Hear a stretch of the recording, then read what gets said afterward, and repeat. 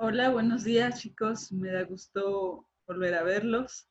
Estamos aquí preparándoles sus clases y bueno, aquí con un pequeño fondo y pues vamos a continuar. En esta ocasión vamos a seguir viendo esto del hábitat y su relación con conceptos como condiciones y recursos, y específicamente en esta clase vamos a hablar sobre los recursos. Antes de pasar a ese tema, nada más quiero recordarles exactamente en qué consiste esto. Vamos a compartir la pantalla y aquí lo que vamos a ver, vamos a retomar un poquito, nada más algo de la presentación pasada. Miren, habíamos hablado de nicho ecológico y solamente quiero concretar que el hábitat es el lugar donde vive el organismo y tiene dimensiones bióticas, físico-químicas, temporales y espaciales. O sea, es el lugar donde vive el organismo, es el espacio físico y temporal también. Mientras que el nicho ecológico es algo más conceptual y es la interacción entre las respuestas de los organismos y los estímulos del ambiente, y esos estímulos pueden ser físicos, químicos o biológicos. Y esos estímulos se pueden clasificar también en condiciones y recursos. Entonces, las condiciones son los factores físico-químicos del ambiente que no se pueden consumir, mientras que los recursos pueden ser factores físicos, químicos o biológicos que pueden consumirse. Entonces, ya entrando en ese aspecto, vamos a ver lo que son los recursos, igual con la ayuda de un mapa conceptual y de una presentación donde vamos a ir viendo imágenes para entender más cada concepto. Entonces, vamos a empezar con este mapa conceptual que es sobre recursos ecológicos, y vamos a estar viendo diferentes tipos de recursos como la radiación, el dióxido de carbono, el agua, los nutrientes, el oxígeno, otros organismos. Vamos a terminar con una clasificación de recursos, pero vamos a empezar antes a ver qué son los recursos. Entonces, el tema, recursos ecológicos. ¿Qué son los recursos ecológicos? Son entidades, cosas, cualquier cosa, requeridas por los organismos que son consumidas, y su suministro puede ser reducido y por lo tanto pueden generar que haya competencia por ese recurso.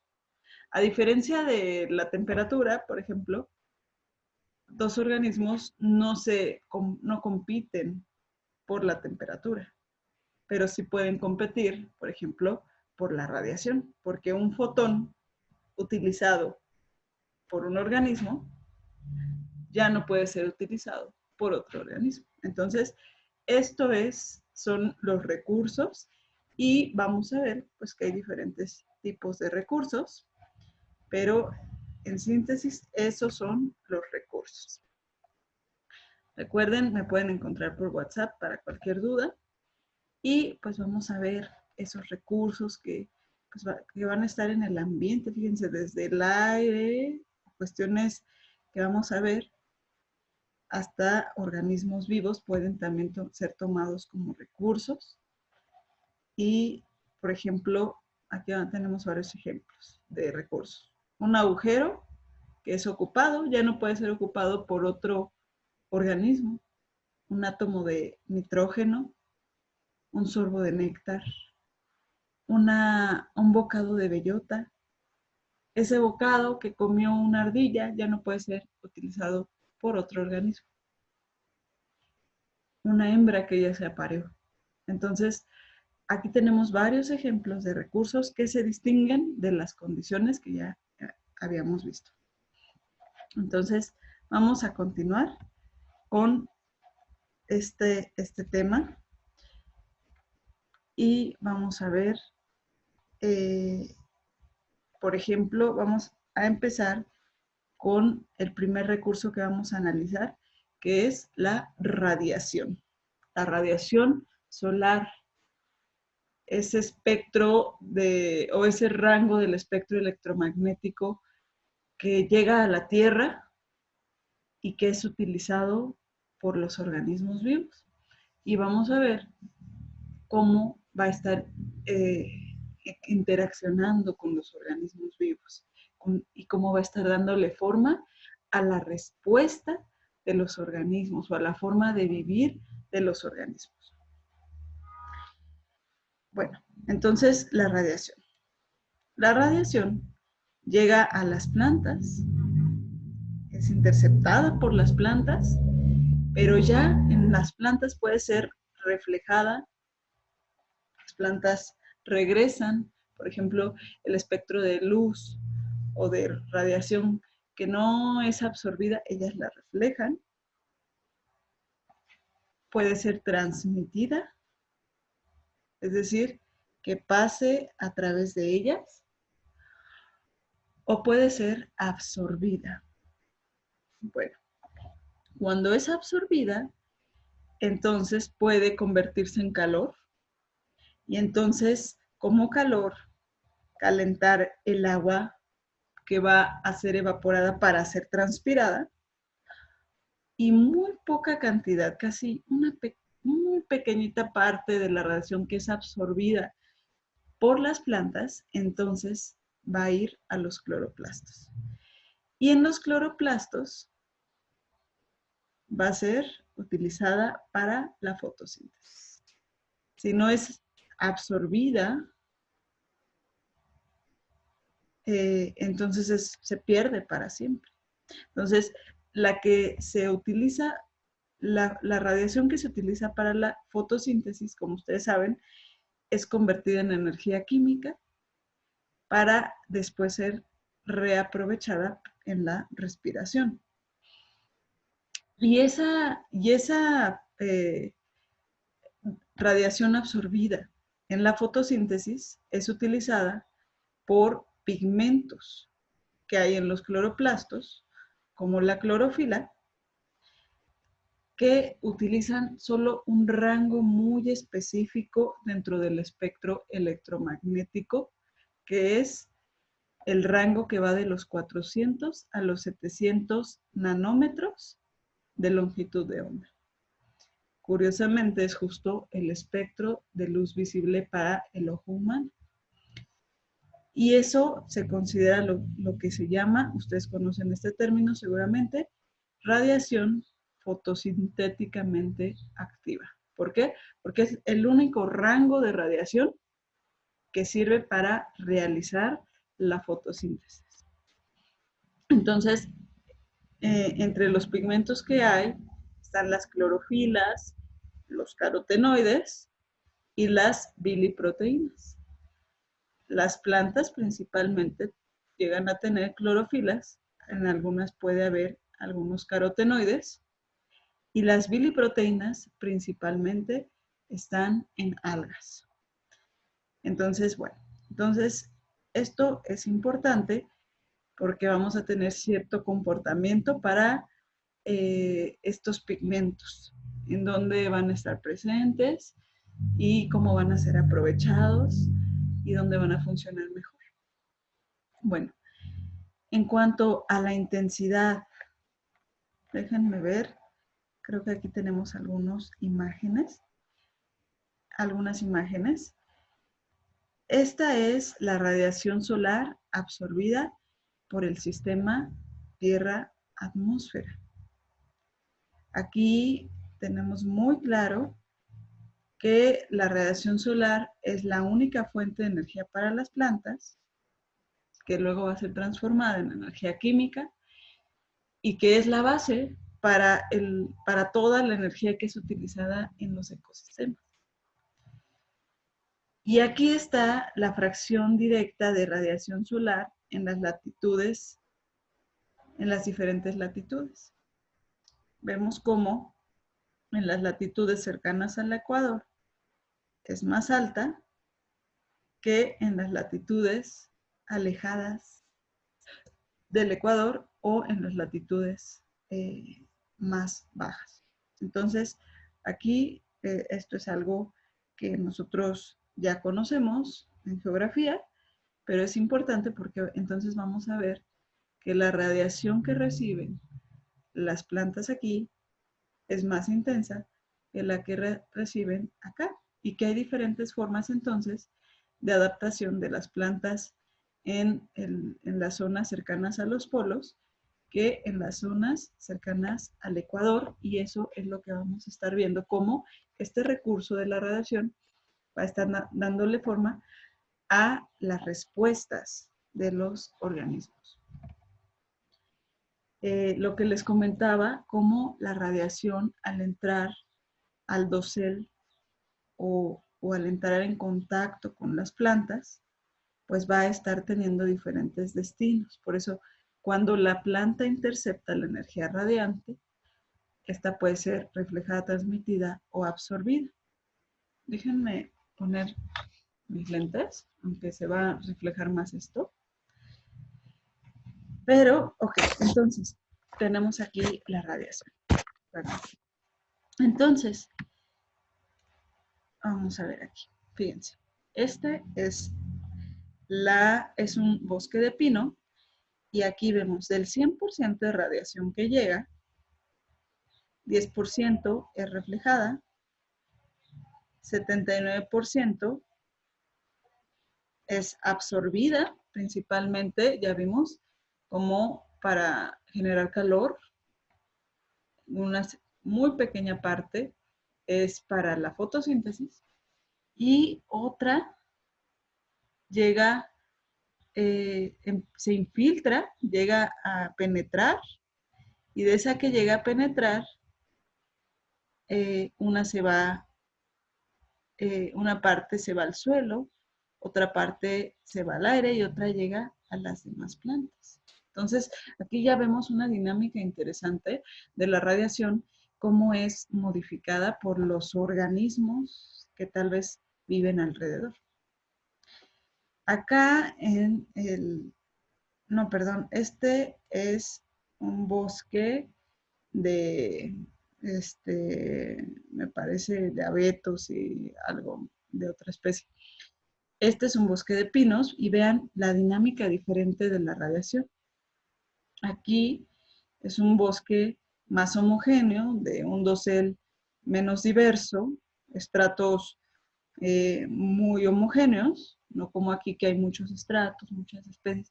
Entonces aquí entra la radiación, 58% se va a ser absorbida por la planta, 12% se va a ser reflejada y el 28% entra a los doseles más bajos o a los estratos más bajos y principalmente puede llegar al suelo. Bueno, ni siquiera se ve que llegue al suelo. Acá tenemos, en este caso, un campo de girasoles y vean cómo aquí ya la dinámica también cambia mucho. Reflexión, absorción, más absorción de las hojas superiores, absorben una parte, pero llega a las hojas inferiores, absorben otra, otra anda en el aire todavía, tal vez calentando el aire, y otra parte llega al suelo. Pero vean cómo también cambia en un campo de maíz. Entonces, va a ser una dinámica muy diferente en función de la morfología de las especies y entonces las hojas van a estar respondiendo diferente, las hojas de las partes superiores a las de las partes inferiores o de una especie a otra. Muy bien. Okay. Vamos a continuar. Entonces, La intensidad de la radiación varía continuamente. Por ejemplo, algo importante es que a veces cuando la intensidad de la radiación es muy alta, llega a producir fotoinhibición de la fotosíntesis. ¿Qué significa esto? Que cuando la radiación es muy intensa, la planta se calienta tanto que la fotosíntesis para. Aunque tenga mucha energía lumínica para seguir haciendo fotosíntesis, la fotosíntesis se para. ¿Por qué? Por sobrecalentamiento. Entonces, esto es importante tenerlo en cuenta, porque a veces nosotros pensaríamos que entre más radiación va a ser más productiva una planta, pues no. Hay que tener en cuenta que a cierto grado de intensidad lumínica, la planta deja de hacer fotosíntesis y por lo tanto deja de tener, deja de ser, reduce su productividad. Continuamos. Entonces, ¿cómo puede estar variando entonces la radiación? Vamos a ver. Puede ser sistemáticamente o no sistemáticamente. Vamos a ver primero las variaciones sistemáticas de la radiación. Puede ser una variación anual. Ustedes conocen que con las estaciones del año llega el momento, por ejemplo, ahorita que estamos en primavera y en el equinoccio de primavera, donde los rayos del sol caen perpendicularmente a la Tierra en el Ecuador, ¿no? Pero llega el momento donde se va inclinando por la inclinación de la Tierra, entonces los rayos del sol empiezan a caer ya no en forma recta, sino de forma inclinada. Y entonces, esta variación, esta forma en que caen los rayos y también la duración durante el día, nos va a dar esta variación anual. Pero también en el día. O sea, en el día hay momentos del día donde cae perpendicular y hay momentos del día donde cae inclinado. También hay momentos del día donde no hay radiación. Y también puede haber una variación de la radiación en cuanto a la profundidad del agua, por ejemplo. Entonces, todas estas variaciones en cuanto a la radiación generan reacciones en los organismos que se ve reflejada en la fisiología del organismo. Por ejemplo, las especies caducifolias tiran sus hojas cuando son menos útiles porque tal vez no hay suficiente radiación o la calidad de la radiación no es, bueno, es menos intensa por la inclinación de los rayos del sol. O también otro ejemplo de cómo los organismos reaccionan, ¿no?, o responden a estas variaciones en la radiación es el movimiento diario de las hojas, que va reflejando el cambio en cuanto a la intensidad de la radiación y la dirección de la radiación. Esto vamos viendo entonces cómo los organismos responden y es importante que nosotros como agrónomos entendamos la forma en que las especies están reaccionando a las variaciones de radiación y en especial cuál es su radiación óptima. Hay especies que están adaptadas a condiciones donde la radiación es muy intensa. Entonces, ¿qué sería mejor? Tener esas especies en ambientes o en hábitats donde la radiación es así. Pero vamos a tener especies cuya característica es a intensidades bajas. Entonces, lo más apropiado sería tal vez manejar un dosel superior o un estrato superior para darles sombra. O meterlas a espacios donde la intensidad de radiación es menor. Entonces, ahí es donde vamos entendiendo cómo la ecología nos va a servir para hacer agronomía. Bueno, en cuanto a las respuestas que hay de las especies a la variación de la radiación, tenemos que las especies pueden generar respuestas estratégicas, o sea, formas de vida, o pueden generar respuestas tácticas, es decir, no es mi forma de vida exactamente, pero a este cambio específico respondo rápido. Por ejemplo, como seres humanos, podríamos pensar que una estrategia de vida sería tal vez, no sé, vivir en lugares calientes porque así me siento mejor. Entonces yo me voy y vivo en un ambiente caliente. Pero, ¿qué pasa? Hay un cambio pequeño en ese ambiente donde vivo, como puede ser que caiga una lluvia muy intensa durante varios días y se reduzca la temperatura. Mi respuesta táctica sería taparme. La respuesta estratégica es una respuesta a largo plazo que implica grandes cambios en mi forma de vivir. Y la respuesta táctica es una respuesta diseñada para el momento. Entonces, una respuesta estratégica de las especies puede ser las especies de sombra y de sol. Entonces, las especies de sombra van a ser más eficientes al hacer fotosíntesis cuando están en la sombra, mientras que las especies de sol van a ser más eficientes para hacer fotosíntesis a altas intensidades de radiación. Entonces, esto va a definir diferencias en su fisiología, en su forma, en su morfología, principalmente en las hojas. Vamos a ver más de esto más adelante. Y una respuesta táctica de las hojas podría ser, también hay hojas de sol y hojas de sombra, como respuesta al ambiente específico de radiación en que les tocó crecer.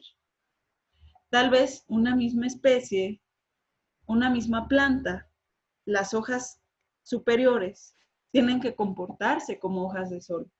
Y las hojas inferiores, que les da más sombra, tienen que generar respuestas como hojas de sombra, porque están en otro ambiente de radiación.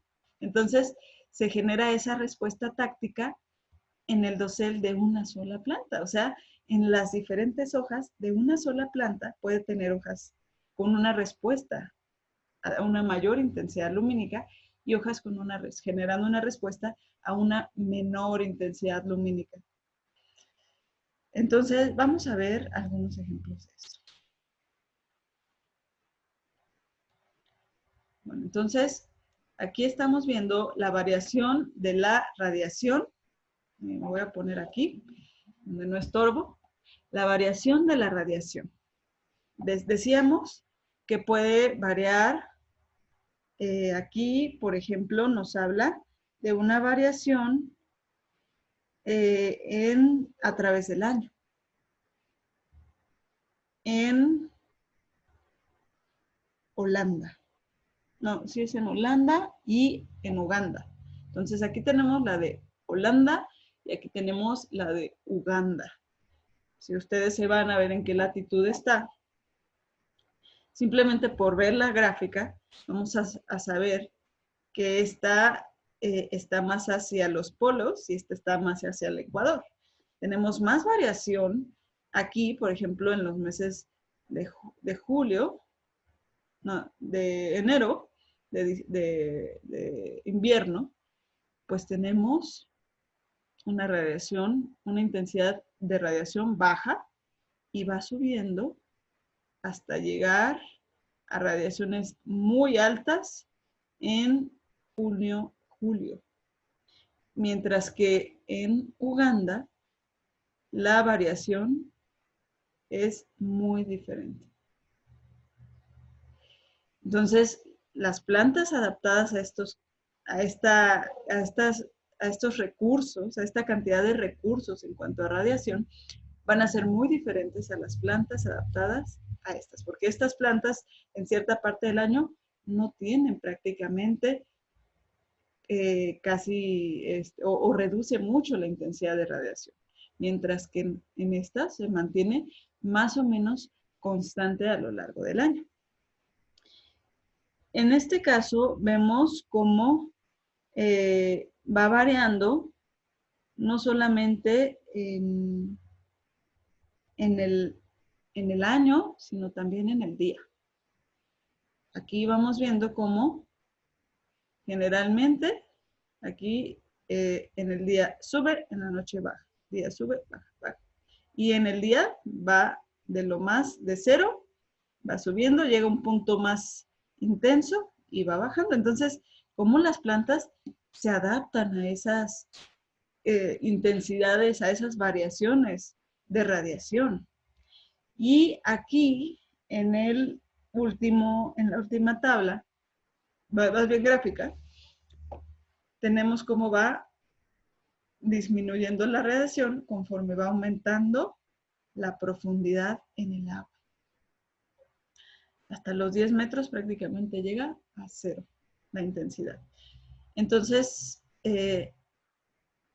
por eso es que, como dice aquí, las plantas rara vez alcanzan su capacidad fotosintética intrínseca, o sea, rara vez fotosintetizan lo máximo que pueden.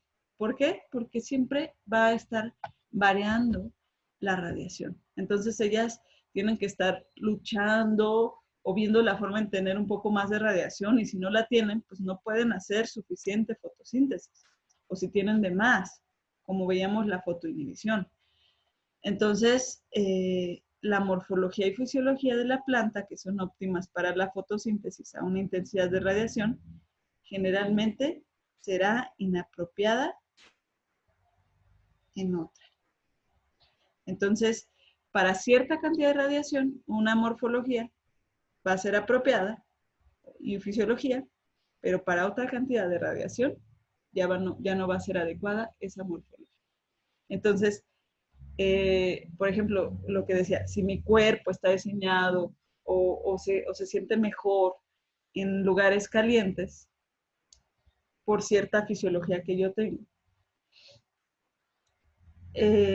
ya para irme a un lugar frío, ya no voy a estar bien adaptada. Voy a sentir mucho frío, voy a estarme enfermando continuamente. Eso es un ejemplo muy a la y se va. Pero esto lo podemos ver con cultivos. Y lo tenemos muy sencillo con los ciclos de primavera y los ciclos de invierno. Imagínense meter un pepino para que se desarrolle en invierno. Tal vez hay variedades que puedan hacerlo, pero no su morfología, su fisiología no se adapta a eso. Lo mismo puede pasar con un cultivo que necesita frío, como por ejemplo el brócoli. El brócoli se adapta mejor a los ciclos fríos y lo metes en un ciclo donde hace calor y le va a costar más trabajo. Muy bien, entonces aquí tenemos el ejemplo que les decía, que las especies caducifolias, al tener menos intensidad de radiación en cierta época del año, entonces producen menos hojas, porque no las necesitan. Incluso pueden quedarse sin hojas. Aquí tenemos un ejemplo, un pequeño video, de esta variación diurna durante el día, cómo la especie o la planta se va adaptando a las variaciones en cuanto a intensidad y dirección de la radiación.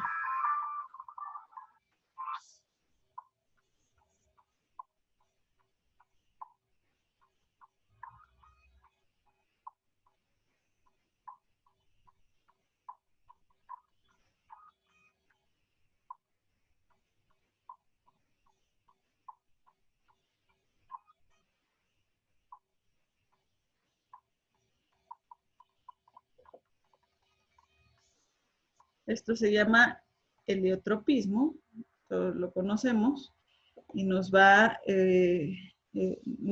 habla de cómo las plantas pues van buscando hacer más eficiente o hacer más fotosíntesis y van buscando ponerse en una posición donde puedan tener una mayor cantidad de absorción de la radiación.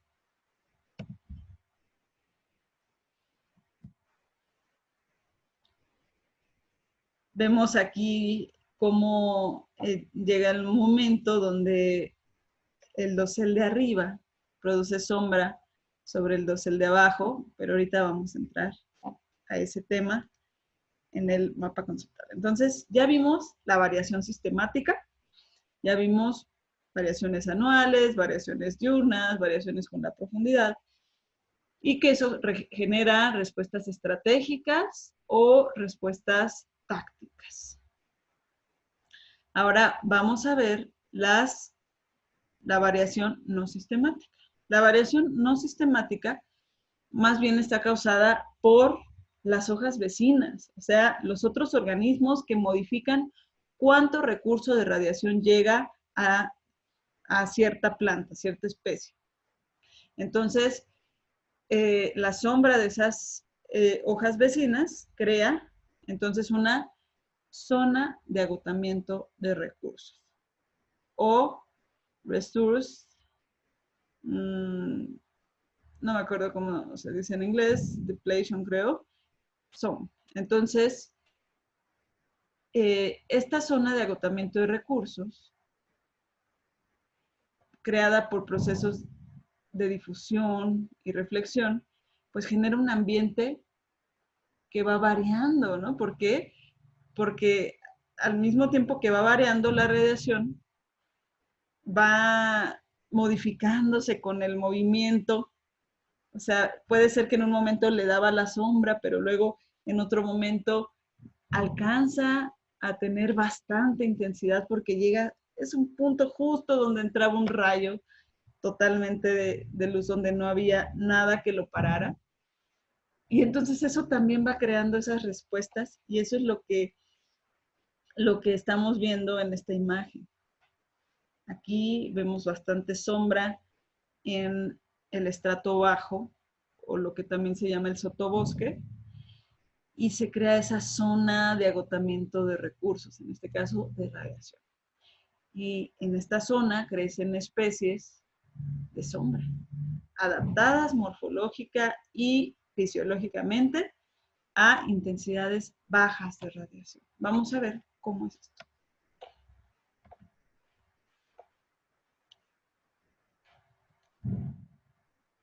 Aquí está nada más brevemente una imagen de cómo varía con la profundidad la radiación. Entonces, aquí tenemos la densidad de población de una alga unicelular llamada Chlorella vulgaris. Y acá por el otro lado, en estas bolitas son la intensidad de radiación. Y vemos cómo estas algas están adaptadas a bajas intensidades de radiación. ¿Cómo lo sabemos? Porque conforme va bajando la intensidad de radiación, va aumentando la población de esta alga. Está adaptada a vivir en intensidades bajas de radiación. Muy bien. Entonces, algo interesante es que la radiación en el agua cambia mucho también, varía mucho porque por el movimiento del agua. Entonces, bueno, eso sería lo que tendría que decirles de esta imagen. Bueno, vamos a seguir viendo. Vamos a ver cuestiones de la composición de la radiación.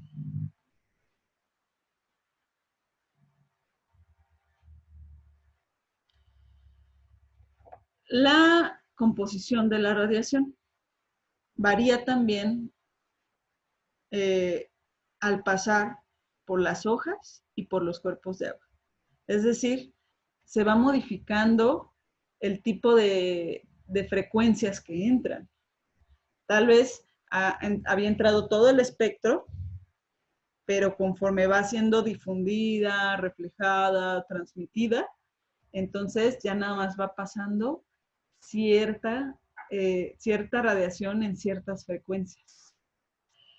Y entonces eso puede hacer que la radiación que llega a las plantas ya esté fuera de la radiación fotosintéticamente activa, porque ya fue absorbida la radiación fotosintéticamente activa por tal vez hojas que están en la parte superior, y la radiación que llega ya no va a estar dentro del rango de la radiación fotosintéticamente activa.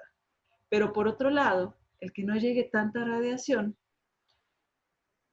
pues va a prevenir procesos negativos como la fotoinhibición que habíamos hablado y el sobrecalentamiento. Entonces tiene también sus ventajas y van a tener algunas, digamos, un hábitat con ciertos beneficios o con ciertas ventajas. Las especies que crezcan ahí no van a tener que estar luchando contra el sobrecalentamiento o con la fotoinhibición. Van a estar más bien enfocándose en cómo tal vez captar la mayor cantidad de radiación o la poca cantidad de radiación que llega. Y en ese sentido tenemos esta imagen, cómo va variando la composición de la radiación. Ay, perdón. Aquí miren. La composición de la radiación que ha pasado a través de las hojas en un dosel o a través de un cuerpo de agua se va alterando. Entonces aquí tenemos la variación de radiación a 0 metros en la parte más, en la parte superficial de un cuerpo de agua, a 5 metros y a 3 metros. Vean cómo a 0 metros pues tiene prácticamente todo el espectro de la radiación fotosintéticamente activa, pero ya a niveles más bajos prácticamente se concentra de los 500 a los 700 y deja fuera los 400 a 500. Entonces vamos a ver aquí la participación de pigmentos, donde su mayor cantidad de absorción ya no va a ser tanto entre los 400 y 500, sino más bien entre los 500 y 700 nanómetros. Entonces, esto es interesante porque nos va dando entonces por qué algunas especies van teniendo otros pigmentos, por ejemplo, y ya no las clorofilas, las clásicas clorofilas que son la A y la B, sino ya van teniendo, por ejemplo, la clorofila C, y que bueno, ahorita vamos a ver cuáles son sus rangos. Bueno, vamos a seguir viendo. Entonces, la tasa de, bueno, un indicador de la radiación, de cuánta radiación está llegando, es la tasa de captura de radiación, va a ser la fotosíntesis neta. ¿Qué es la fotosíntesis neta? Es el incremento neto, o sea, no en total, sino ya de materia seca, sino ya restándole de lo que se produjo, lo que se perdió, y entonces cuánto aumentó realmente. Eso es la fotosíntesis neta. ¿Y cómo se pierde? Pues por respiración, porque ustedes saben que lo que se produce, la glucosa que se produce en fotosíntesis es utilizada en la respiración, o sea, la energía química que se produce en fotosíntesis es utilizada en respiración, y también se pierde cuando se muere alguna parte de la planta, entonces esa energía química queda ya fuera de la planta, ya no puede ser utilizada por la planta, y posteriormente es utilizada por otros organismos, pero entonces ya que se le restó lo que produjo la planta a lo que perdió, entonces eso es la fotosíntesis neta. Y hay un punto importante que es llamado el punto de compensación, cuando lo que se está ganando es igual a lo que se pierde, o sea, se llega a un balance. Eso es importante conocer. Lo que nosotros esperaríamos cuando estamos cultivando, cuando estamos produciendo, es que la fotosíntesis neta sea positiva, que no esté ni abajo ni en ese punto de compensación, sino que sea positiva, que esté produciendo más de lo que pierde. Y entonces nosotros vemos que esa fotosíntesis neta va a estar con base en la capacidad fotosintética. ¿Y qué es la capacidad fotosintética? Es la cantidad de fotosíntesis que pueden hacer en el tiempo las plantas, pero va a estar relacionada a las condiciones y los recursos que tenga. Y si esas condiciones y recursos están en estado óptimo, esa va a ser la capacidad total que tiene la planta, o sea, cuando tiene todo en estado óptimo. Pero en ese sentido, hay especies que tienen una tasa fotosintética o una capacidad fotosintética alta en ambientes ricos, generalmente, pero va a haber especies que entonces van a tener esa capacidad baja porque sus ambientes van a ser pobres. Aún así, tienen capacidad. Entonces, nosotros podemos estar viendo que la radiación por sí sola no va a ser lo que va a decir que una especie va a ser muy productiva. Aquí, con este tipo de análisis, podemos darnos cuenta que va a estar, tal vez tenga la radiación que necesita, pero no la temperatura, no el agua, etc. Vamos a ver algunos ejemplos de esto. Las plantas terrestres, ay, perdón, ya me hice grandota. No, me voy a hacer chiquita ahora, otra vez. Bueno, las plantas terrestres, ¿cómo van a estar respondiendo ante la variación? Las hojas de las plantas de sol se exponen comúnmente a ángulos agudos al sol del mediodía. Es decir, los pastos, por ejemplo, tienen un crecimiento,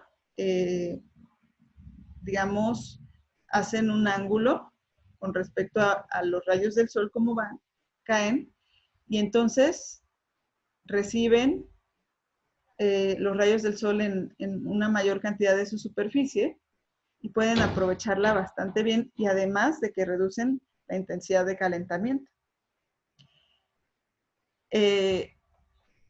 Las hojas de estas plantas de sol generalmente son las que dicen, yo voy hasta arriba.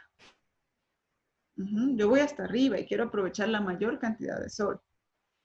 Por otro lado, las plantas de sombra, ellas generalmente tienen una colocación de sus hojas horizontal, de forma que tratan de aprovechar la mayor cantidad de radiación que pueda llegar a ellas.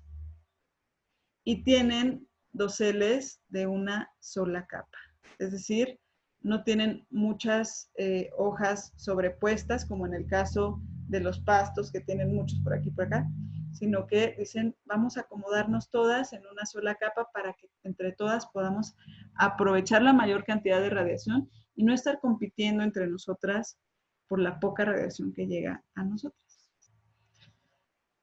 Esta sobreposición que hacen, por ejemplo, las plantas de sol, también les sirve para protegerse de cantidades muy intensas que pudieran llegar a tener y de que se genere en ellas fotoinhibición. Aquí tenemos un ejemplo. Aquí es la respuesta en cuanto a fotosíntesis a la intensidad de radiación en varias plantas con temperaturas óptimas y con un suministro natural de dióxido de carbono. O sea, Están la temperatura óptima, tienen dióxido de carbono como normalmente podrían tener. Y aquí se ve cómo hay plantas de sol, como el sorgo, como el maíz, que son plantas C4, que son las que van a tener una mayor tasa fotosintética a intensidades cada vez más altas. Fíjense, conforme va aumentando la intensidad de radiación, ellas también van aumentando su capacidad fotosintética. También algunas C3, como el trigo, o algunas plantas, me estoy equivocando, dejen ver algo rápido. No quiero estar diciendo una tontería, porque siempre me confundo entre trigo y avena. Entonces, a ver, nada más para tenerlo claro y no estar diciéndoles cualquier cosilla.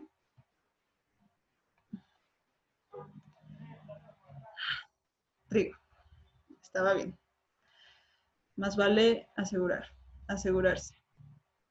Entonces, estábamos en esto y vemos como el trigo, algunas plantas de sol,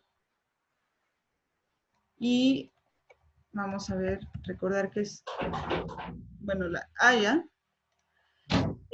pues ya tienen otro comportamiento.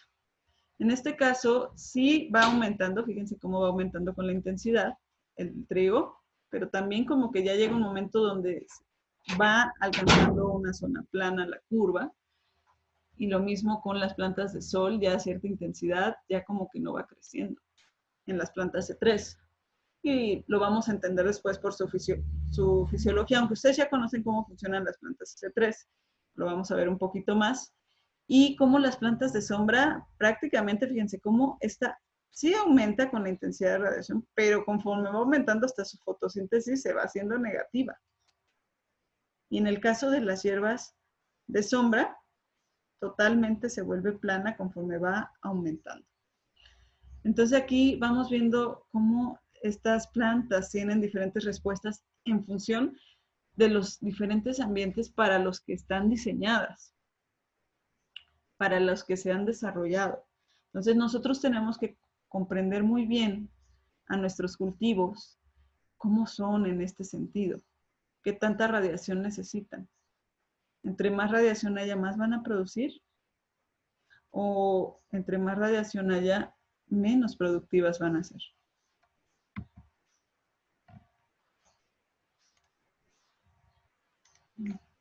Ok. Bueno, entonces ya tenemos esta parte de la radiación.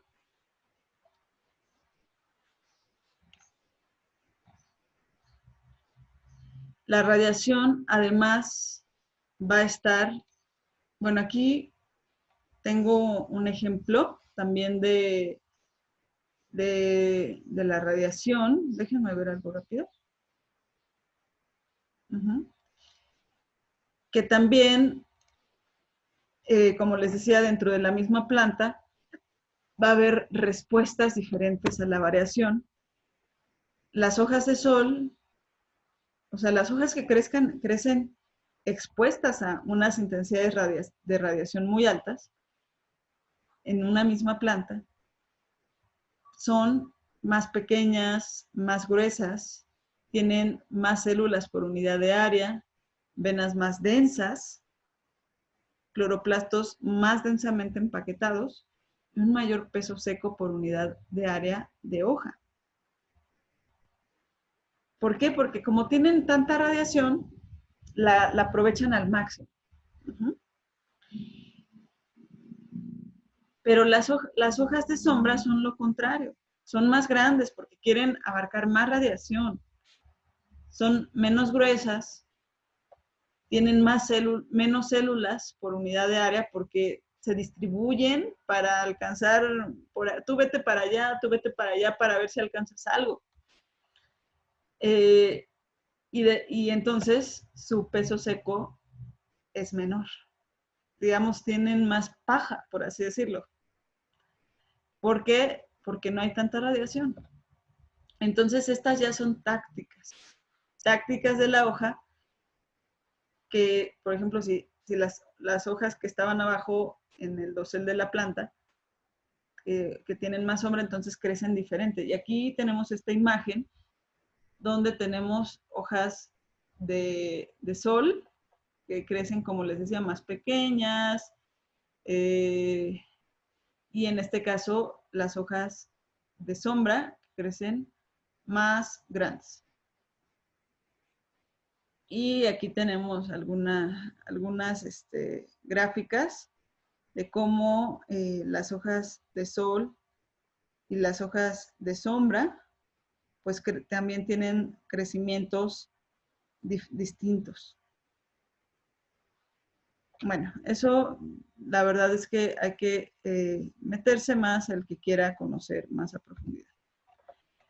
Muy bien, continuamos con los pigmentos, la variación de los pigmentos, porque si no nos vamos a tardar mucho. Aquí tenemos clorofila A y clorofila B.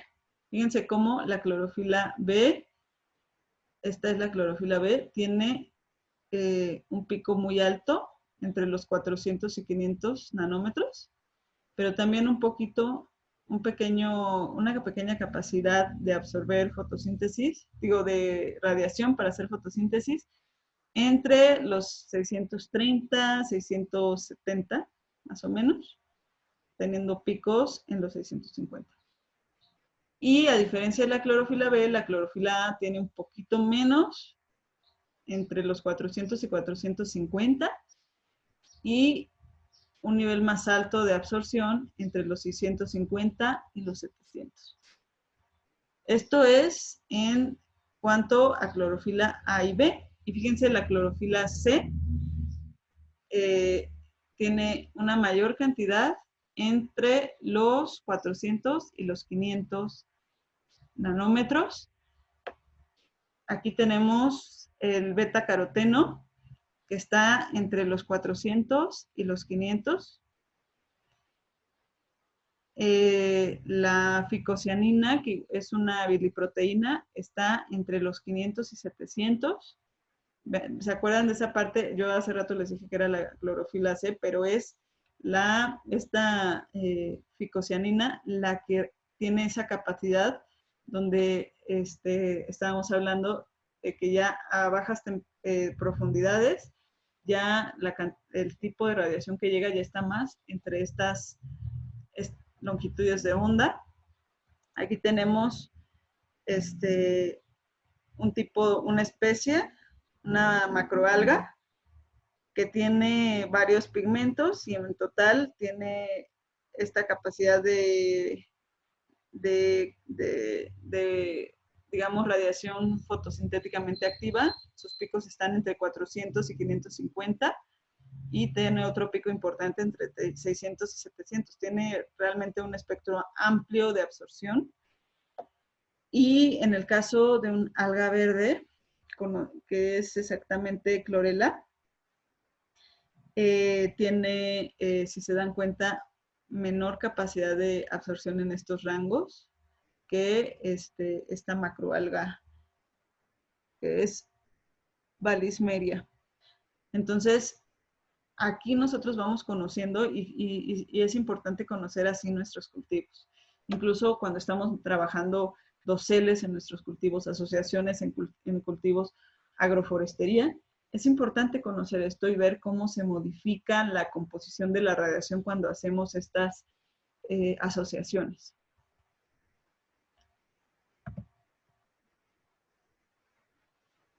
Aquí tenemos otros ejemplos de diatomeas. Las diatomeas son un tipo de algas unicelulares y tenemos igual su espectro de absorción. Está principalmente entre los 400 y 550. Luego tiene otro pico entre los 650 y 700. Y acá tenemos algas verde azuladas.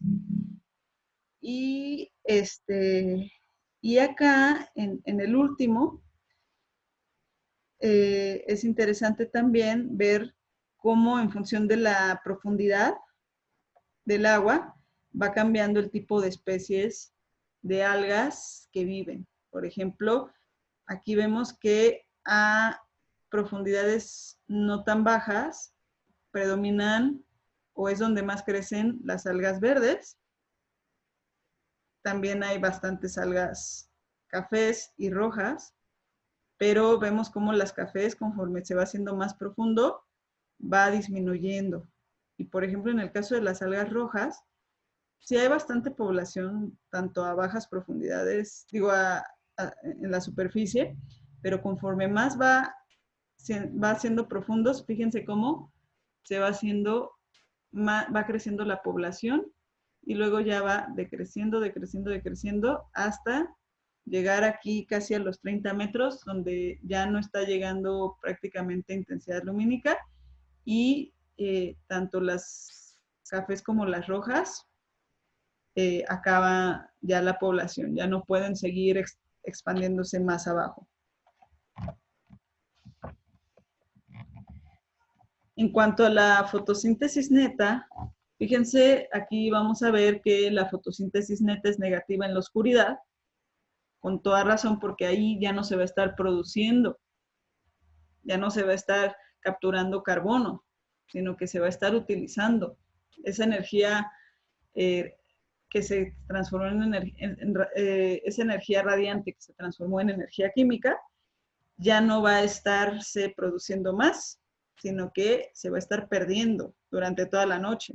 Entonces, en ese momento, la respiración excede a la fotosíntesis y, y cuando va aumentando la radiación fotosintéticamente activa, es conforme la fotosíntesis neta, entonces va aumentando. Aquí tenemos dos gráficas. En la primera gráfica nos habla de la variación en la intensidad de la fotosíntesis, de la radiación fotosintéticamente activa, que son estas bolitas. Y luego nos va a estar comparando con la capacidad fotosintética. Y entonces aquí se ve cómo durante el año va variando la intensidad de la radiación fotosintéticamente activa hasta llegar a niveles bajos en estos meses, pero lo mismo va a pasar con la capacidad fotosintética porque va a bajar en los meses donde la radiación fotosintéticamente activa es baja y va a aumentar conforme va aumentando la radiación fotosintéticamente activa. Y aquí también lo tenemos por, en este caso, en el caso es la fijación diaria de dióxido de carbono, que es, en este caso, se pierde durante la noche, que son estas bolitas oscuras, y durante el día se va ganando. Entonces, por eso es que durante las noches la fotosíntesis neta es negativa y en el día es positiva.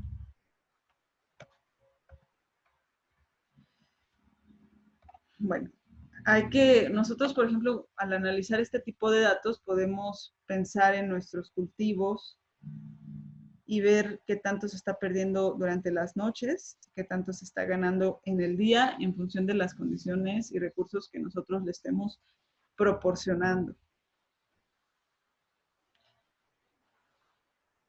Bueno, aquí también hay algo importante.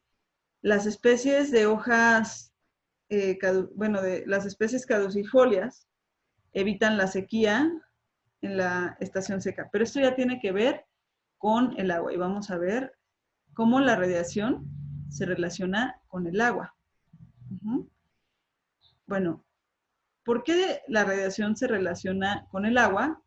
Porque por la fotosíntesis, porque en la fotosíntesis se requiere radiación, pero también se requiere dióxido de carbono. Y al requerirse dióxido de carbono, se tienen que abrir los estomas. Y al abrirse los estomas, se pierde agua. Entonces, es importante entender cómo la radiación entonces se está vinculada con el agua. Entonces, hay estrategias de las plantas pues para reducir, para seguir aumentando la fotosíntesis, pero reducir la pérdida de agua. Entonces, Hay respuestas estratégicas, como vimos, y hay respuestas tácticas.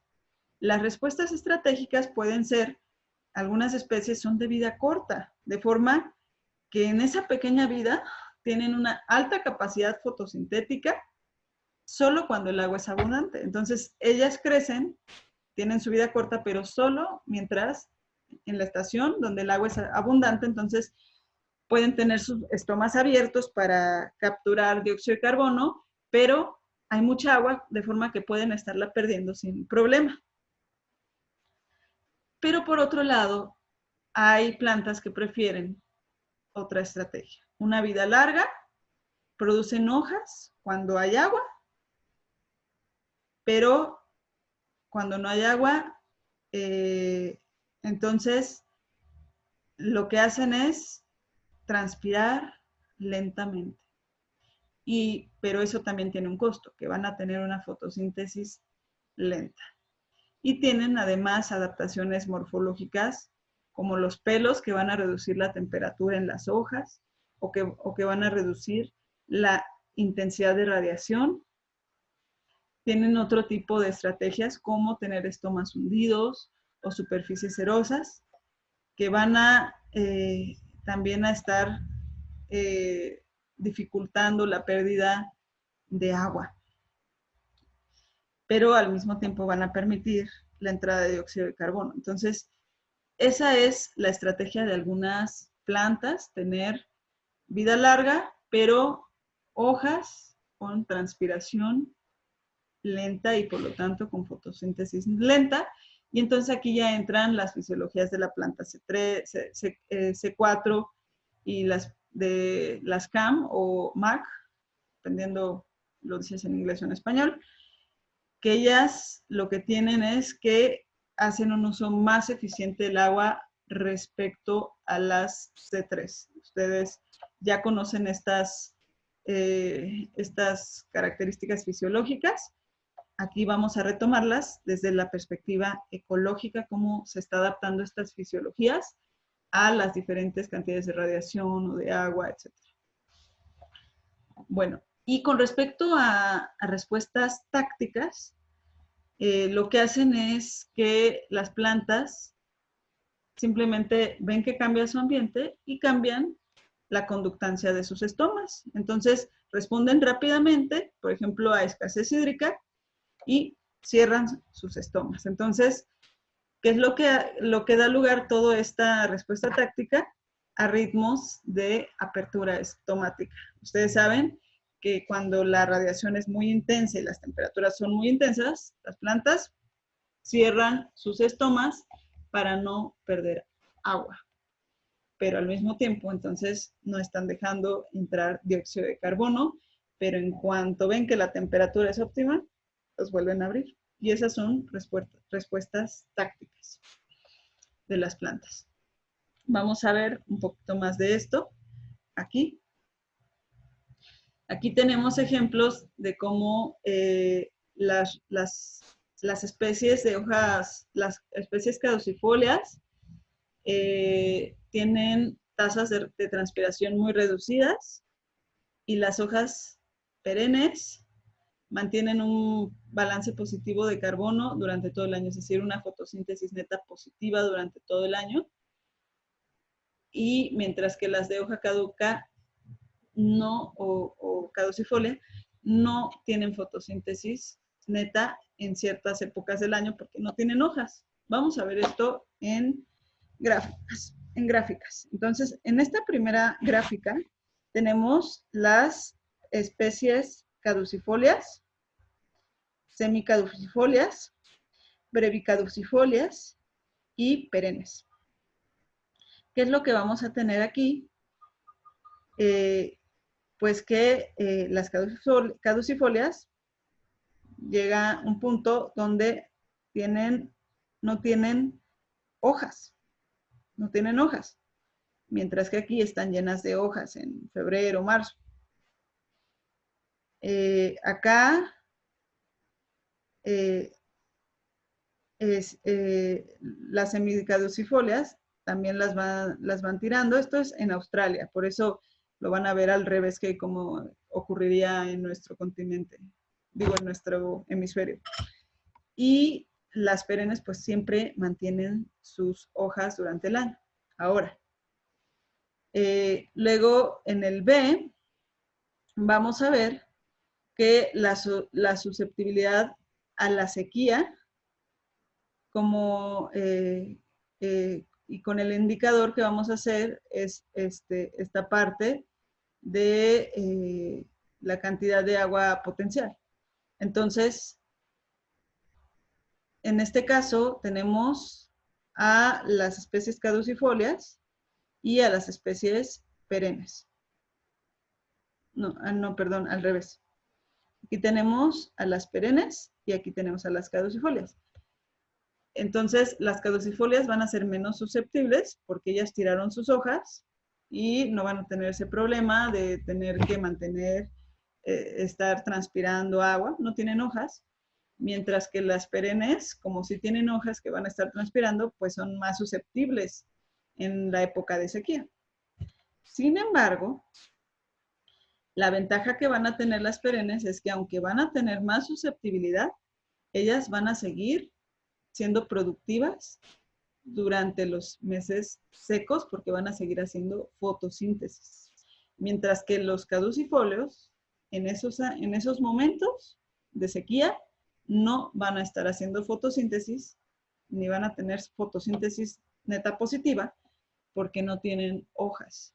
Entonces, vemos las diferentes estrategias que tienen las plantas para adaptarse. No significa que una sea mejor que otra, simplemente son diferentes y nosotros tenemos que conocer los cultivos o los árboles con los que estemos trabajando para que nosotros sepamos, por ejemplo, si nos toca una especie caducifolia, que en un momento no va a tener rendimiento, que no va a producir o que no va a ser necesario regar, por ejemplo, porque tiene una fisiología especializada a no estar transpirando. Entonces, todo eso nosotros tenemos que entenderlo desde la perspectiva ecológica para tomar decisiones como agrónomos. Muy bien. Entonces, aquí con esto terminamos el tema de radiación. Ahora vamos a pasar a otro recurso más. Ya terminamos radiación. Ahora vamos a pasar al recurso dióxido de carbono. Bueno, el dióxido de carbono, así como la radiación, también varía dentro y debajo del dosel y da lugar a diferentes tipos de ambientes de dióxido de carbono, así como había diferentes ambientes de radiación. Y puede variar entonces dentro y debajo del dosel, pero también durante el año. Y esto va a estar muy vinculado con la temperatura. Ahorita vemos por qué.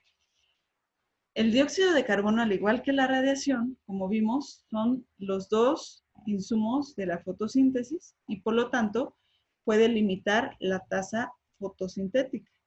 Y vamos a ver las diferentes estrategias que hay en cuanto al aprovechamiento del dióxido de carbono y lo vamos a entender en las vías para su fijación, que están en la vía C3, C4 y CAM o MAC. Entonces, antes de continuar, pues nada más brevemente, ustedes saben que en la vía C3 participa la enzima rubisco, que fija el dióxido de carbono en un ácido de 3 carbonos, pero la rubisco también puede funcionar como una oxigenasa.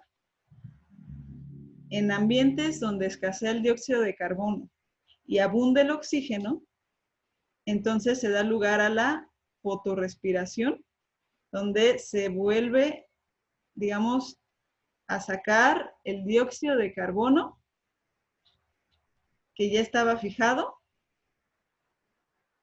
Y además, todo esto se da también con un incremento de la temperatura. Entonces, la fotorrespiración es un desperdicio de dióxido de carbono porque es un dióxido de carbono que ya se había fijado y que entonces regresa a ser dióxido de carbono y se desperdicia totalmente. La planta regresa a lo que ya había producido. Es como ya me gané mi dinero trabajando y ahora salgo a la calle y me pongo a aventar mis billetitos que gané trabajando. Muy bien. Entonces, en las plantas C3, por eso, por la fotorrespiración, conforme va aumentando la radiación y el dióxido de carbono aumenta la tasa fotosintética, pero llega el momento donde alcanza una meseta por las altas temperaturas. Ya empieza a darse lugar la fotorrespiración, porque se cierran los estomas y al cerrarse los estomas no entra dióxido de carbono y empieza a abundar el oxígeno adentro de las células de la hoja. Y entonces empieza a ocurrir la fotorrespiración y se empieza a desperdiciar dióxido de carbono. ¿Qué es lo que hace entonces las plantas? Entonces, ¿para qué ambientes va a ser más adecuado las plantas C3?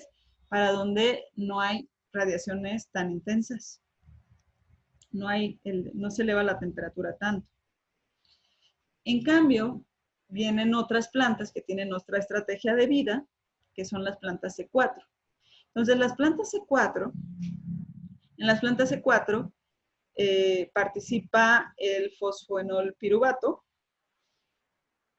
y ese fosfoenol piruvato está en las células del mesófilo, luego entrando, el dióxido de carbono se encuentra con las células del mesófilo, donde este fosfoenol piruvato produce un ácido de 4 carbonos. Y ese ácido de 4 carbonos se mete a las células internas y difunde y se libera en dióxido de carbono, donde ya en las células internas entra al ciclo C3, donde participa rubisco, y ya fija el dióxido de carbono en un ácido de 3 carbonos y continúa el proceso de fotosíntesis. Entonces, eso hace las plantas C4, su adaptación que tienen entonces es que meten el dióxido de carbono a la planta de una forma más rápida. Porque en vez de esperar a que el dióxido de carbono llegue a las células internas lentamente, al convertirlo en un ácido de 4 carbonos, aceleran ese proceso de llegar a las células internas y entonces tiene más dióxido de carbono las células internas para realizar fotosíntesis. Entonces, por eso es que pueden absorber dióxido de carbono más efectivamente y en consecuencia pierden menos agua y pierden menos dióxido de carbono. Y aunque se eleve la temperatura, ellos tienen suficiente dióxido de carbono aunque cierren sus estomas y por lo tanto pueden ser más efectivas a radiaciones muy altas y principalmente están adaptadas a zonas tropicales y zonas áridas. Entonces, fíjense cómo esta fisiología se adapta a las zonas donde hay mucha radiación y se alcanzan temperaturas muy altas durante el día. Es una fisiología, un mecanismo fisiológico diferente como respuesta a una condición de radiación, pero también de dióxido de carbono. Porque entonces, como sabe que la planta necesita dióxido de carbono, hace una estrategia para que entre más rápido y por lo tanto pueda seguir produciendo bastante y no tenga que estar sufriendo de que ya no tiene dióxido de carbono. Pero este mismo sistema no es tan eficiente cuando tenemos una baja intensidad de radiación. Bueno, a diferencia de las C4, las plantas con el mecanismo ácido de las crasuláceas, lo que hacen ellas es que solo abren sus estomas y fijan carbono en la noche. Solo en la noche. Entonces, ¿cómo le hacen? Bueno, en la noche abren sus estomas y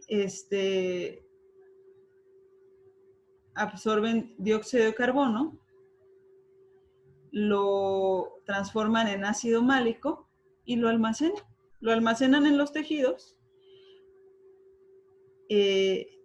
pero ellas utilizan el mismo mecanismo de las plantas C4 para absorber mucho dióxido de carbono durante la noche. Lo absorben y entonces ya lo convierten en ácido málico y como ácido málico lo almacenan en sus tejidos y por eso tienen tejidos bastante grandes, con mucha agua, donde pueden almacenar el ácido málico y ya luego en otro momento durante el día ya lo transforman en dióxido de carbono y hacen fotosíntesis. Muy bien. Entonces, fíjense cómo, y bueno, estas plantas pues ya están adaptadas a lugares donde no hay prácticamente nada de agua y entonces ellas tienen que hacer todo lo necesario para que no se les escape ni una gota de agua durante el día. Entonces, por eso en el día no abren sus estomas ni de chiste, solo durante la noche. Entonces, fíjense cómo las plantas hacen toda una serie de respuestas para tener suficiente dióxido de carbono, tener suficiente radiación. Y entonces el dióxido de carbono, hay cambios en su concentración. Por ejemplo, cuando hay cambios en su concentración, puede generar una respuesta en las plantas. Por ejemplo, cuando aumenta más del 30%, puede incrementar la productividad 40%. Cuando cambia esos cambios de concentración de dióxido de carbono, o sea, puede haber más dióxido de carbono en el ambiente y entonces la planta va a cambiar su composición química. Es muy interesante todo esto, porque entonces al tener más carbono va reduciendo la concentración de nitrógeno. En promedio puede llegar hasta el 14%, y eso también va a estar impactando en otras especies, como en los herbívoros. Es interesante saber que hay invernaderos donde hacen que las plantas produzcan más, aumentándoles la concentración de dióxido de carbono en su ambiente, pero es también importante saber que también cambia la composición nutrimental del producto. Va a ser un producto con menos nitrógeno, con menos proteína, en otras palabras, con menos proteínas.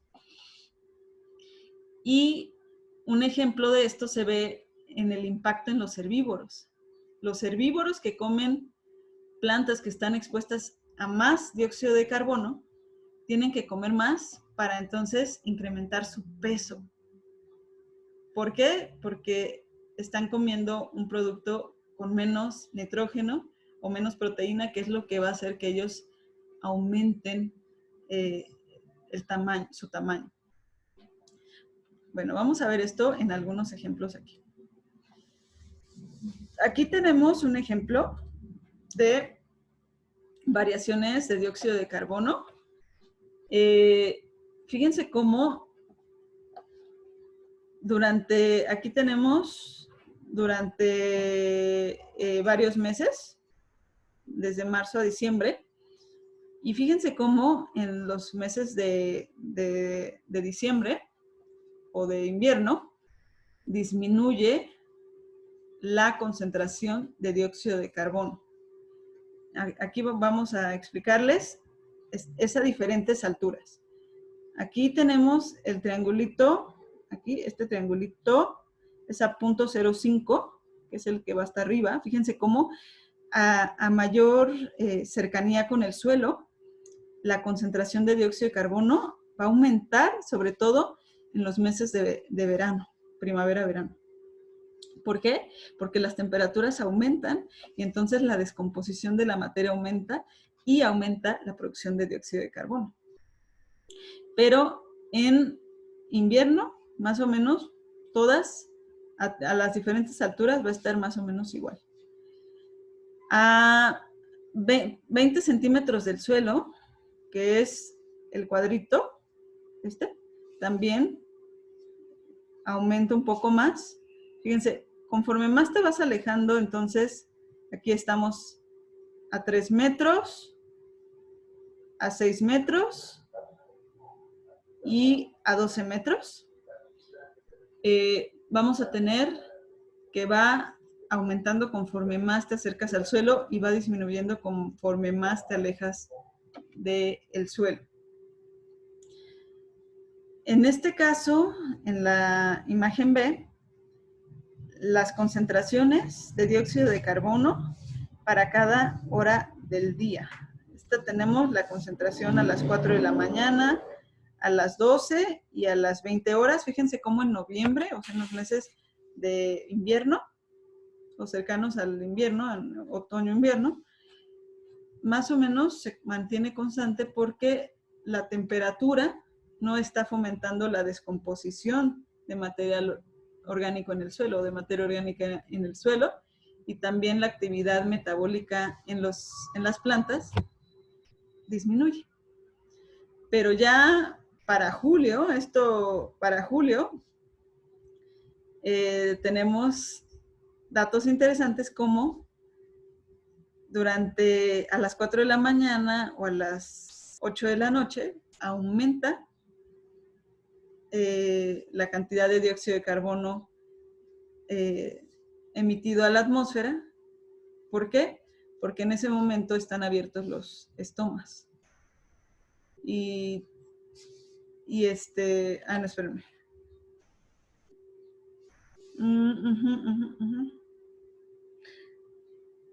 En ese momento, a ver, habría que analizar bien, porque ahorita como que me confundí un poco, pero el punto es que varía. Varía la concentración de dióxido de carbono, hay que entender bien. Ahorita me surgió una duda y no quiero decirles cualquier cosa. Mejor lo revisamos bien y ya damos una respuesta confiable. Bueno, aquí tenemos la tasa fotosintética y su relación con el dióxido de carbono. Y fíjense cómo hay plantas, va a haber plantas que, aquí tenemos un ejemplo, que es un musgo a diferentes concentraciones de dióxido de carbono, pero está a 9.5 metros. Entonces, a 9.5 metros, ese musgo, conforme va aumentando la cantidad de dióxido de carbono, también va aumentando su tasa fotosintética. Pero aquí le cambias una condición, que es la profundidad, que es a 0.7 metros, y ese mismo musgo va aumentando la cantidad de dióxido de carbono, también va aumentando su tasa fotosintética, pero llega a un punto donde ya, aunque quiera seguir creciendo, no puede. Aquí vemos esta relación entre otras condiciones que puedan estar influyendo. Puede ser la radiación, la intensidad de radiación, por ejemplo, que va a estar limitando la tasa fotosintética. Pero aquí lo que nos interesa es cómo la concentración de dióxido de carbono va a estar diciendo qué tanta tasa fotosíntesis va a estar haciendo una planta. Bueno, aquí también tenemos cómo las plantas C4 se adaptan a las diferentes tasas de radiación. Por ejemplo, el sistema C4 tiene un alto punto de compensación de luz y es ineficiente a bajas intensidades de luz. Por lo tanto, las especies C4 son ineficaces como plantas de sombra. Entonces, aquí vamos a tener, se va a ver cómo conforme más intensa vaya siendo la radiación, va a haber más plantas C4 que en lugares donde menos intenso vaya siendo la radiación. Vamos viendo cómo a latitudes cercanas a los polos, pues prácticamente ya no hay plantas C4 porque no están adaptadas a ese lugar. Y bueno, las plantas C4 tienen temperaturas óptimas de crecimiento más altas que las C3 y la mayoría de las C4 se encuentran en regiones áridas o en los trópicos. Entonces, conforme más se van acercando a los trópicos y a ese tipo de regiones, va a haber mayor cantidad de plantas C4.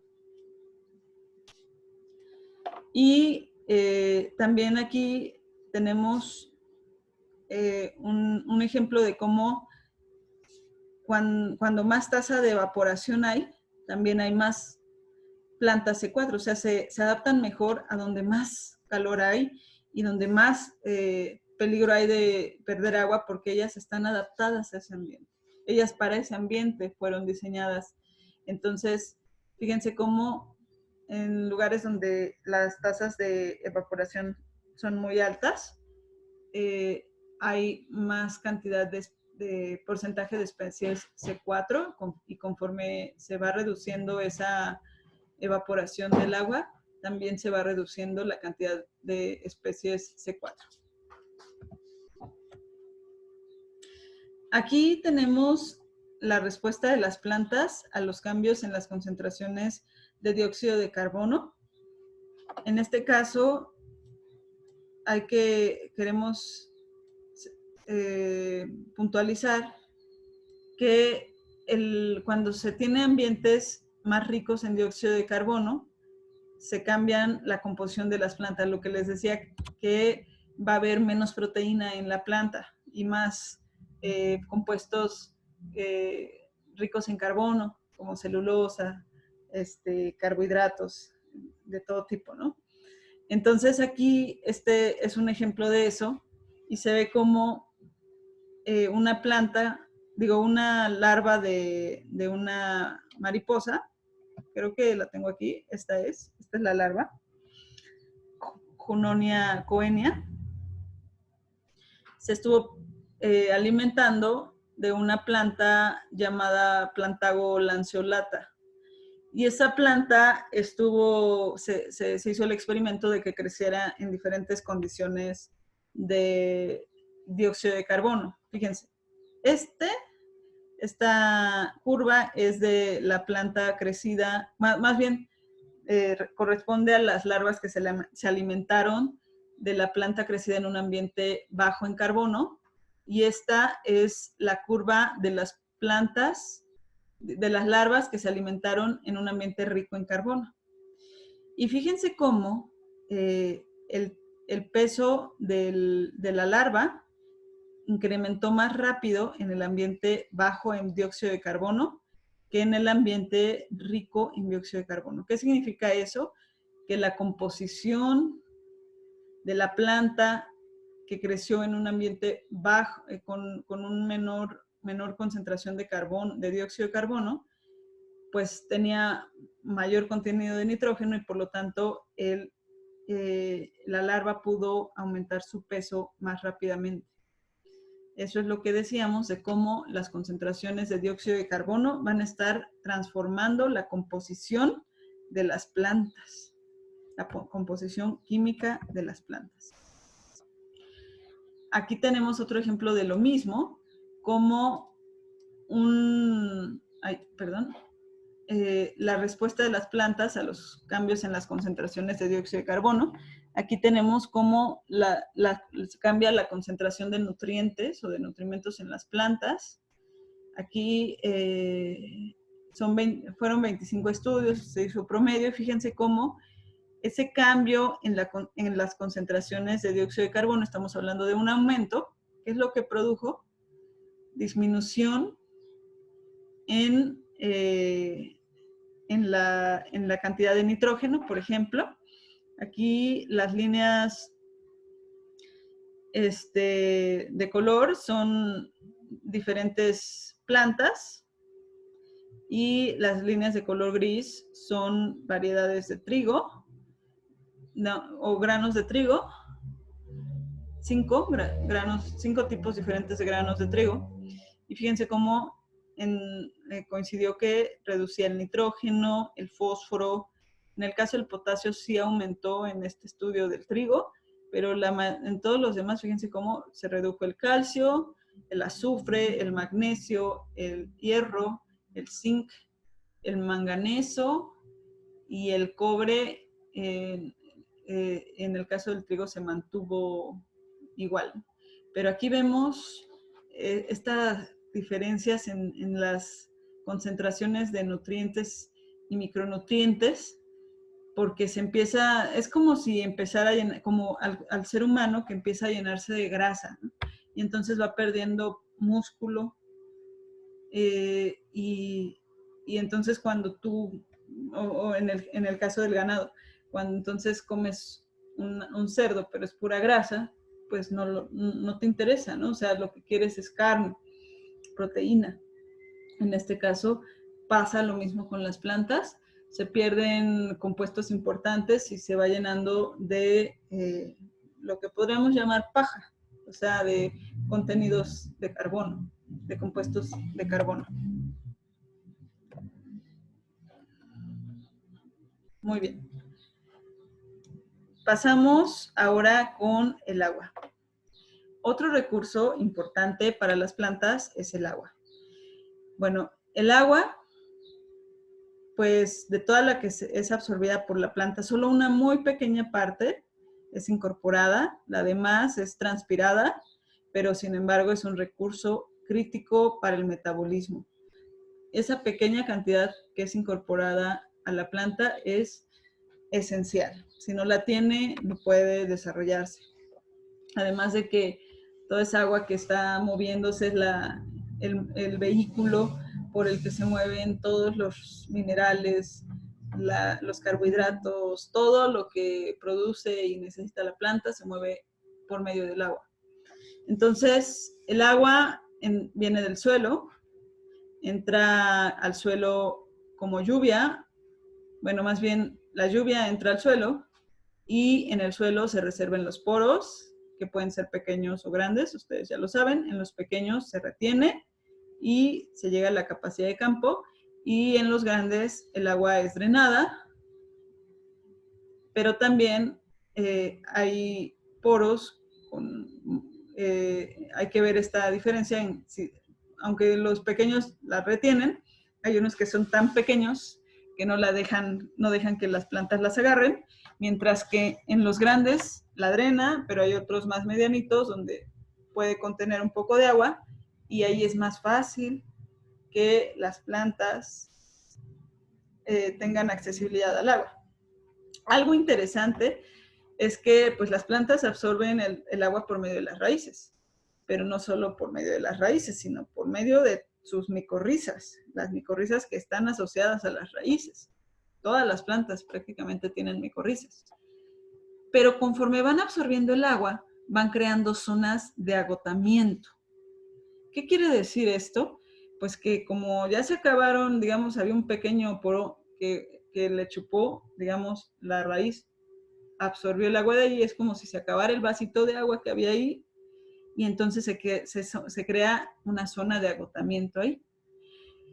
Y esas zonas de agotamiento van determinando gradientes de potencial hídrico entre los poros. O sea, hay unos poros donde hay suficiente agua y se está moviendo, pero llega a una zona donde no hay agua, y ahí ya le cuesta más trabajo porque ya no hay otras gotas de agua para hacer el fenómeno de la tensión superficial, de la cohesión, de la difusión, ya no hay.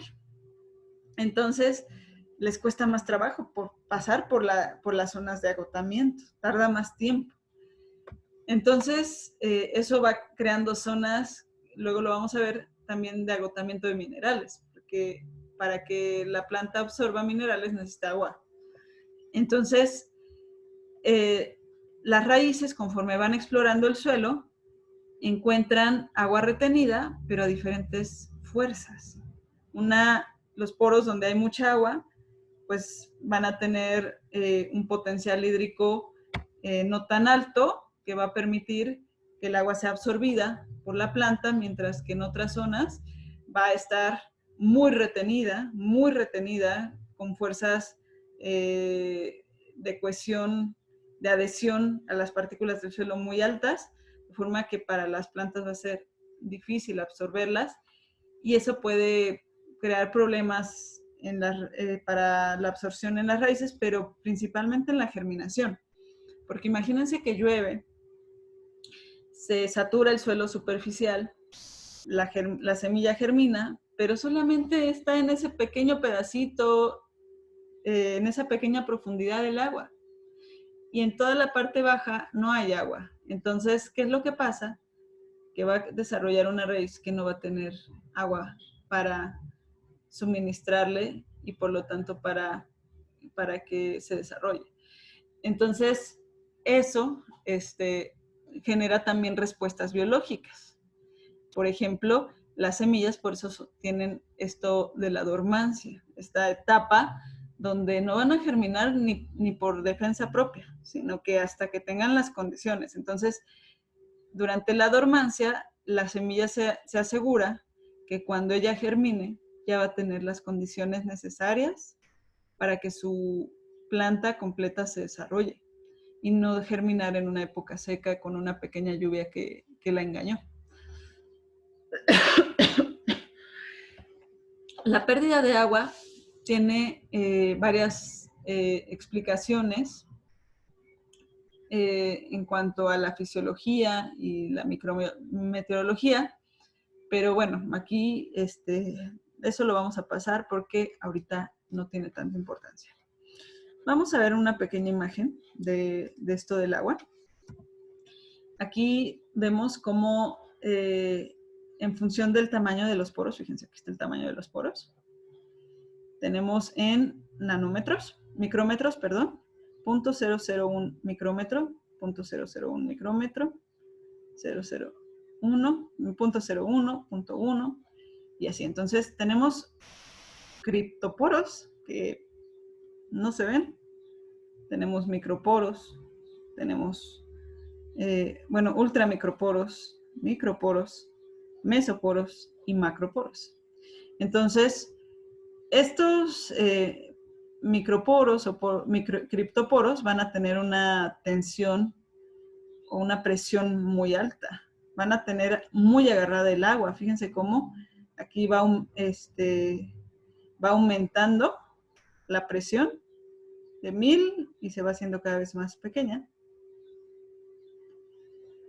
Entonces, ¿qué significa? Que en estos pequeños poros el agua está fuertemente retenida de forma que no es accesible a las raíces, pero además ni siquiera caben las raíces, porque vean, las raíces están, los pelos radicales o radiculares están en este tamaño de poros, mientras que las bacterias están aquí, pero sí alcanzan a absorber agua de esta zona. Fíjense, a partir de poros más o menos de 0.1 micrómetros, ya empieza el punto de marchitez permanente. Sin embargo, dentro del punto de marchitez permanente todavía hay un rango donde algunas especies pueden todavía absorber agua. Especies principalmente nativas de zonas áridas, especializadas en esos ambientes. Pero hay otro rango, que es la capacidad de campo que ustedes ya conocen, donde el agua a partir de ahí va a estar retenida por el suelo y va a ser aprovechable por las plantas de ahí hasta el punto de marchitez permanente. Entonces, las raíces, mientras van creciendo, se van encontrando con espacios que van a estar tal vez aquí en capacidad de campo, otras van a estar en punto de marchitez permanente, otras no van a tener agua, y entonces nosotros tenemos que estar jugando con esto como agrónomos y ver cómo son las especies con las que estamos trabajando.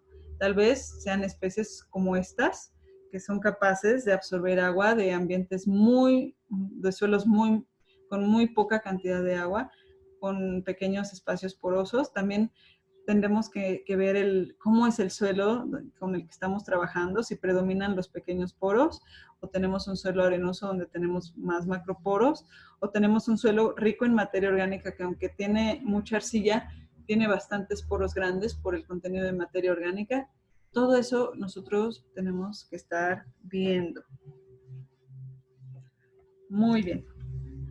Entonces, todo esto se relaciona con otros recursos que son los nutrientes minerales. Como ustedes saben, los nutrientes que necesitan las plantas, esos recursos que pueden ser consumidos, pueden ser macronutrientes o micronutrientes. y entran cada uno de forma independiente. Cada uno tiene características propias de absorción en la raíz y de difusión en el suelo. Esto es bien interesante. Entonces, cada uno tiene diferente proporción en la planta y por lo tanto diferentes composiciones. Cada especie tiene diferentes composiciones de los diferentes nutrientes que tiene. Y a su vez, las hojas tienen diferentes nutrientes que, por ejemplo, el tallo y así. Es bien interesante ver cómo las diferentes especies varían en cuanto a su composición química. Como saben, los nutrientes son absorbidos por las raíces y tienen diferentes estrategias. Hay especies que dicen, yo voy a crecer mi raíz principal antes de las laterales y así voy a explorar primero y después ya voy a explotar. Ya cuando vea que hay un lugar con agua, porque de ahí voy a obtener los nutrientes, o donde haya más nutrientes, porque eso también hacen las raíces, que donde encuentran más nutrientes empiezan a crecer hacia allá, de forma que ella previene la competencia y dice, aquí yo ya encontré, busqué en otro lado, etc. Entonces, esas son estrategias que llegan a ser las raíces y también tiene una gran interacción este recurso con el agua, como les comentaba, porque la raíz, para que pueda explorar, requiere agua y se crean zonas de agotamiento de recursos, como habíamos hablado, que pueden ser amplias o pueden ser angostas. Entonces, si las zonas son amplias, la raíz va a tender a explorar mucho para encontrar las zonas donde haya recursos.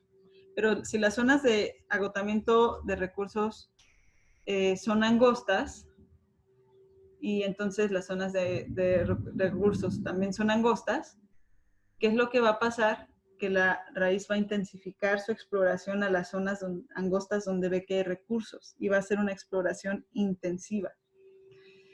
Entonces son las diferentes formas en que va a estar creciendo la raíz y bueno, y a su vez la raíz necesita nutrientes para construir raíz y explorar para encontrar agua. Entonces son dependientes estos dos recursos. Y esto es interesante porque luego vamos a ver una clasificación de recursos donde nos habla de esta situación. Entonces vamos a ver unas imágenes sobre esto. Aquí tenemos los nutrientes esenciales. Aquí vemos las diferencias en la composición mineral de las plantas. Aquí tenemos varias especies, fíjense, cómo cada una tiene diferentes contenidos de, por ejemplo, de nitrógeno, de fósforo, de potasio, de calcio. Fíjense cuánto calcio tiene esta especie. Y dentro de esos tejidos también, la madera, la corteza, las raíces, las hojas, las flores, los frutos también tienen diferencias. Fíjense cómo, por ejemplo, la corteza tiene mucho calcio. Es para, esta de los tejidos es para Quercus alba. Y así. Entonces, eso es importante. Por ejemplo, al momento de manejar residuos, nosotros podemos estar pensando, bueno, la madera, ¿qué le estoy dando más? Su relación carbono-nitrógeno, qué impacto va a tener esto en los microorganismos del suelo, en la descomposición, etcétera. Aquí tenemos este ejemplo de cómo pueden crecer las diferentes raíces. Por ejemplo, aquí vemos raíces que tienden más bien a explorar la profundidad y luego ya desarrollar raíces secundarias. Pero acá tenemos otras especies que desarrollan sus raíces secundarias luego. Entonces tenemos diferentes ejemplos y en función del suelo también vamos a tener que, esta es como una respuesta estratégica Y estas son respuestas tácticas, donde se ve como en un suelo arcilloso, como son pequeños poros, pequeños, angostos, la raíz tiende a crear una exploración intensiva, mientras que luego pasa a una capa arenosa y entonces la raíz tiende a hacer una exploración más extensiva. Es interesante cómo tienen estas capacidades, ¿no? Las plantas, tanto de hacer respuestas estratégicas, pero también ya en función de los ambientes específicos, tienen respuestas tácticas. Aquí tenemos un ejemplo de cómo en zonas donde en este caso era el fósforo, estaba en lugares muy estrechos. La raíz, entonces, lo que hizo fue explorar de forma intensiva esa pequeña zona estrecha de recursos.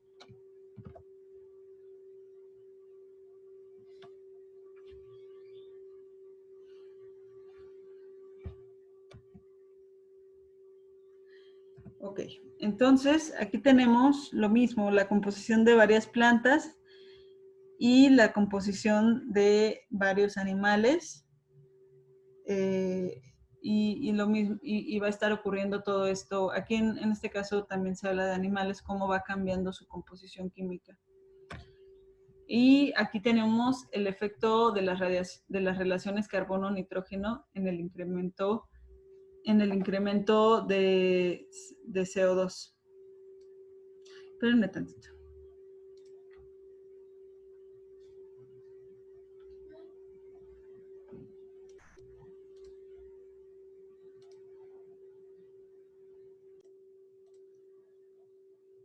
Ok, entonces estamos aquí. Estamos, cómo va diferenciándose la composición química de las plantas, de los animales, y entonces fíjense cómo esto también empieza a interaccionar con, por ejemplo, con la concentración de dióxido de carbono. Aquí, imagínense que los microorganismos del suelo, por el tipo de residuos que están manejando, tienen límite, lo que está limitando es la cantidad de carbono que hay en su ambiente. Entonces, ¿qué va a pasar si hay una elevada concentración de dióxido de carbono por ahí? Entonces, se va a aumentar el crecimiento de la planta, por lo tanto, va a empezar a haber más disponibilidad de carbono, va a haber crecimiento microbiano y por lo tanto va a aumentar la actividad microbiana y por lo tanto los microorganismos van a estar descomponiendo el material, lo van a estar mineralizando, va a haber va a haber más mineralización de nutrientes, va a haber más mineralización entonces de nitrógeno y por lo tanto de absorción de nitrógeno y va a redundar en un crecimiento de la planta. Pero lo mismo puede ocurrir si entonces nosotros tenemos, bueno, otra cosa puede ocurrir si el factor limitante no es el carbono, sino el nitrógeno. Si el factor limitante es el nitrógeno, o sea, estamos teniendo un material más rico en carbono y más pobre en nitrógeno, entonces nosotros vamos a tener un problema de que va a reducirse la cantidad de nitrógeno en el suelo, va a reducirse la actividad microbiana, bueno, el crecimiento microbiano, la actividad microbiana, va a reducirse la descomposición, va a reducirse la mineralización y por lo tanto va a reducirse el crecimiento de la planta independientemente de que haya una elevada concentración de dióxido de carbono. Entonces, todo esto puede pasar en función de cómo se esté manejando los nutrientes que se le dan a la planta o el tipo de especie con la que estemos trabajando, cuál es su composición. Nosotros todo esto lo tenemos que saber cuando estemos manejando agroecosistemas. Bueno, un recurso más es el oxígeno, que cuando es deficiente, que puede ser deficiente principalmente en suelos saturados y acumula productos anaerobios y prácticamente pues no permite que la planta, que si no hay oxígeno, la planta no puede hacer respiración, entonces no puede obtener ATP y como no puede obtener ATP, no puede realizar sus actividades.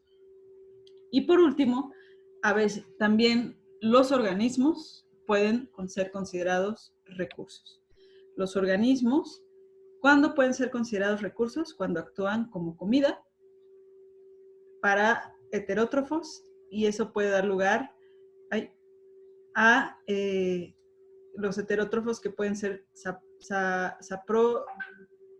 saprótrofos que comen animales muertos o tejidos muertos, los predadores, que además del león que se come a la cebra, pueden ser herbívoros o pueden ser parásitos. Tanto los saprótrofos como los herbívoros utilizan recursos altos en carbono, pero bajos en proteínas, y ellos los transforman a relaciones de baja relación carbono-nitrógeno. Y los herbívoros tienen una composición similar entre ellos, o sea, si nosotros analizamos las composiciones químicas de diferentes herbívoros, tienen una composición semejante, pero la forma en que están organizadas sus moléculas es diferente. Y entonces por eso tienen diferentes sabores. Pero ellos lo que hacen, los herbívoros, es que ya le facilitan a los carnívoros tener productos nitrogenados porque ellos ya lo transformaron a bajas relaciones carbono-nitrógeno. En cuanto a los heterótrofos, también pueden ser generalistas o especialistas. Y los generalistas tienen una esperanza de vida larga y no dependen solo de un recurso.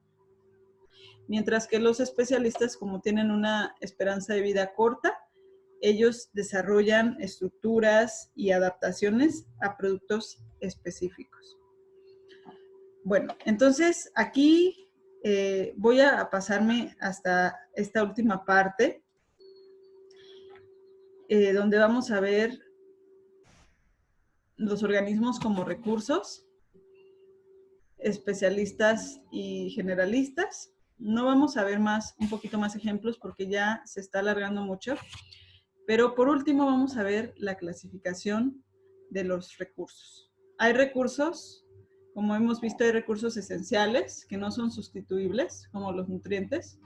No puedes sustituir el nitrógeno con el carbono, no puedes sustituir el fósforo con el carbono, pero hay recursos que sí son sustituibles. Por ejemplo, un ave que se puede alimentar con trigo o con cebada, no importa. Y hay recursos que son complementarios. ¿Qué significa esto? Que se requiere menos cuando esos dos recursos están juntos. Por ejemplo, esta asociación que se ve muy claro cuando una persona come una leguminosa con un cereal, que se complementan mucho los aminoácidos para formar proteínas más completas, ¿no? Entonces, al momento de que tú comes frijoles, requieres menos maíz, o al momento con maíz requieres menos frijoles que cuando lo comías solo. Y los antagonistas es que se requiere más cuando están juntos. Por ejemplo, si tenemos dos tóxicos que actúan de forma sinérgica, y entonces, ese es un ejemplo de antagonistas. Y en inhibidores, cuando los dos son esenciales, pero en exceso hacen daño. Entonces, como el agua, los nutrientes, el CO2, que tenemos suficiente agua, o por ejemplo, suficiente, un nutriente, suficiente, por ejemplo, un micronutriente, ¿cuál será bueno? Zinc. Tenemos zinc y llega un momento donde ya es demasiado y empieza a reducir el crecimiento de la planta. Y entonces no me importa que el otro recurso lo tenga en cantidad suficiente.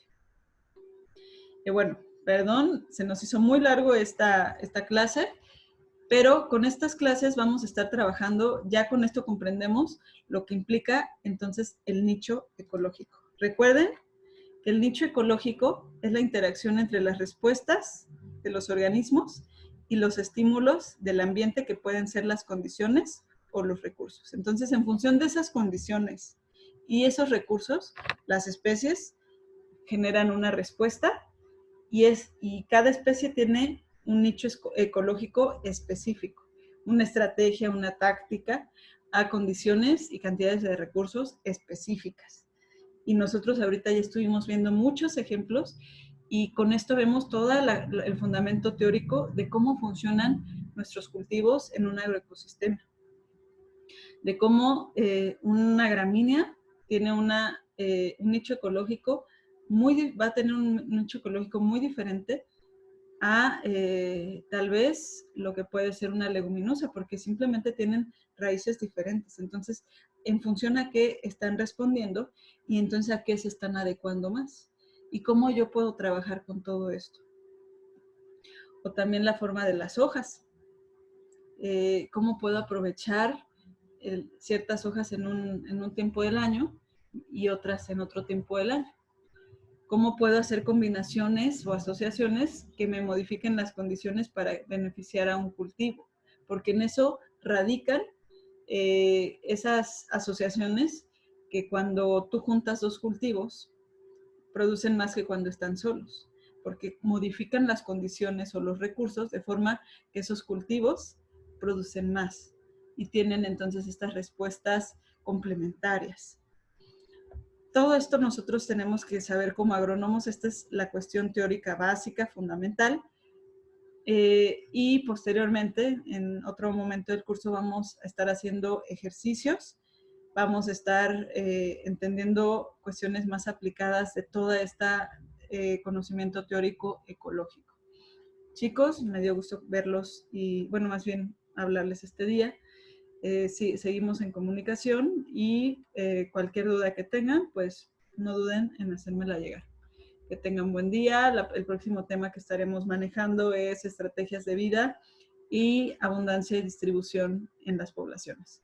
Que tengan buen día y hasta la próxima.